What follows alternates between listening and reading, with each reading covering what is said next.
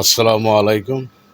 গতকাল শুক্রবার 15 তারিখ কুলিয়ারচর, কিশোরগঞ্জ ডিস্ট্রিক্ট কুলিয়ারচর ছয়শিতি ইউনিয়ন মাটিকাটা গ্রামের মামা পাগলা, বাদল নাম। সে অনেকজনে মামা পাগলা বলে চিনত, টিউব পাগলা বলে ডাকত।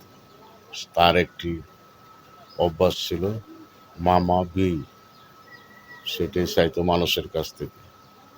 তো আপনাদের কাছে যদি কোনো কাজে তার আচার ব্যবহারে আপনারা মনে আঘাত পেয়ে থাকেন, আপনারা পাগলাকে মাফ করে দিবেন। তো এই কথাটা আজকে বলছি কেন, সেটা আমি একটু প্রকাশ করি। শুক্রবার 15 তারিখে সকাল 8টা 30 মিনিটে মারা গিয়েছে। মাইক সার্ভিস করেছে 4টা 30 মিনিটে তার জানাজা। তো আমাদের খিদিরপুর চকবাজার ওয়াজ মাহফিল, তো ওরা তো জানাজা গেলই না মৌলবীরা। তো ওই টাইমে 4টা 30 মিনিটে ওরা মাইক দিয়ে পোলাপান দিয়ে গজাল পড়াই এটা সেটা পড়াইছে, মাইকটাও বন্ধ করবে না। মনে করছে যে একজন পাগলা মারা গেছে, নেংডু লইছে, এর জানাজাত কি যাইতাম, আর মাইক বন্ধ করতাম। মাইক সার্ভিস করছে জানাজা 4:30 মিনিটে। ওরা কি জানে না? ওরা বেহেস্ত কামাইছে।